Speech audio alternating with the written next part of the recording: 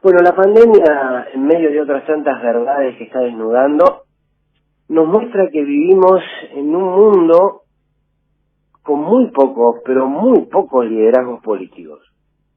Es más, si nos animamos a hacer una cuestión matemática de porcentaje, son contados con los dedos, pero de una sola mano, aquellos liderazgos que se advierten con nitidez en el mundo. Por supuesto pasa por sobre todo en nuestra región, en nuestro continente, y ahí es donde uno quiere detenerse. Está claro que aquellos liderazgos que podamos contar simplemente con los dedos de una mano, siguen siendo, pese a todo, el liderazgo de Ignacio Lula da Silva, el liderazgo de Evo Morales, el liderazgo de Cristina Kirchner, por supuesto. Liderazgo que, más allá de esta coyuntura, más allá de los avances y los retrocesos de estos últimos años, siguen siendo muy potentes. Y que sin duda lo van a hacer de cara al futuro.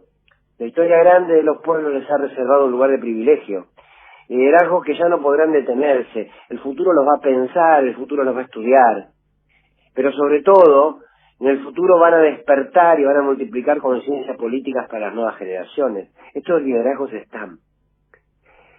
A partir de esta pandemia aparece el actual presidente Alberto Fernández, que comienza a ejercer un liderazgo, pero sustentado en cómo está capitaneando esa lucha contra el coronavirus. Para hacer un liderazgo político amplio y consolidado, como muchos ya se adelantan a decir, deberá, una vez pasada la pandemia, conducir al país con una clara filosofía política, con claras convicciones, que sin duda la tiene, pero con un modelo sin dobleces. Pero sí despierta Alberto, a partir de ser este presidente distinto en términos regionales en relación a cómo está enfrentando la pandemia, quien empieza a asomar la cabeza para constituirse con un liderazgo que puede serlo o no a futuro. Pero cuando uno ve y escucha a Bolsonaro, a Donald Trump, a Piñera, a Lenín Moreno, y si nos trasladamos a Europa lo vemos, qué sé yo, a Boris Johnson, llegamos a una misma conclusión: el enorme problema de los liderazgos políticos que tenemos, insisto, en el mundo, pero sobre todo en la región. Hombres como el presidente de Brasil o de los Estados Unidos, payasos que salen a decir en el momento en que ellos creen oportuno lo que se les ocurre, sin estrategia, sin responsabilidad social y política, porque no son otra cosa que una individualidad ejerciendo el poder, una individualidad enamorada de ella misma, que consolida ese poder a partir de forjar una imagen que no es más que una cáscara con la que ganar un electorado determinado.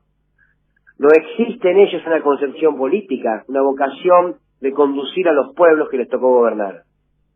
Son apenas administradores de la relación entre el Estado y el mercado. Por supuesto que siempre hacen sus movimientos a favor del mercado. Asesorados por técnicos burócratas que piensan en qué conviene decir para satisfacer al mercado. Me pregunto hacia dónde va el mundo sin liderazgos políticos. Lo estamos viendo con la pandemia. Los países presididos por individualidades grotescas, imbéciles y personajes mediáticos politizados sin política, trataron a la pandemia con idéntica desidia con la que gobiernan. Y la gente se les muere todos los días. En sus gestiones de gobierno y por supuesto ahora en las pandemias. Los liderazgos son otra cosa. Los liderazgos ponen en juego valores, principios, ideas. Buscan trasladar el mundo de las ideas y llevarlo a la práctica. Los líderes motivan, convencen, inspiran, seducen. Un mundo sin liderazgo político, una región sin ellos, es un mundo atomizado, despolitizado.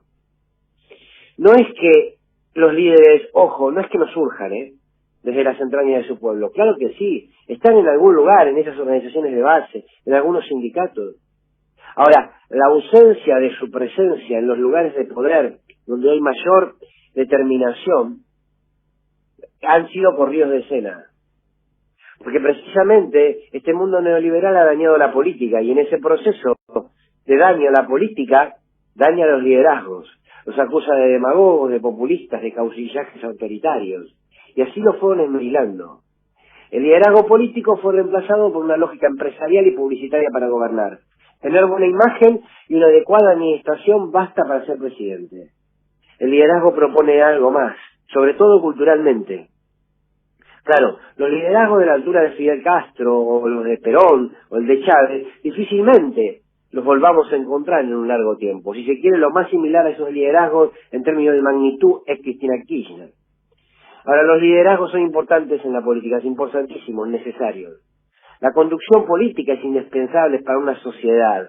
Las sociedades necesitan ser conducidas, pero ser conducidas desde un concepto filosófico sobre la humanidad, sobre los vínculos sociales, sobre la base de justicia social que debe organizarse en la sociedad. Queda demostrado que no se puede gobernar sin un para qué y un por qué que no sea simplemente la acumulación del capital. Y como reflexión final, para poner en valor la importancia de los liderazgos políticos y la gravedad de su ausencia, Juan Domingo Perón decía que para conducir al pueblo, la primera condición es que uno haya salido del pueblo y piense como el pueblo. Quien se dedica a la conducción debe ser profundamente humanista. El conductor siempre trabaja para los demás, jamás para él y por él. Eso decía Juan Domingo Perón. Quizás la ausencia de liderazgos y conductores políticos en la región, en el mundo, tenga que ver con que el neoliberalismo le venía dando la batalla al humanismo. ¿Cambiará esto? Sin duda, será un desafío de cara al futuro. La columna de Fernando Borroni.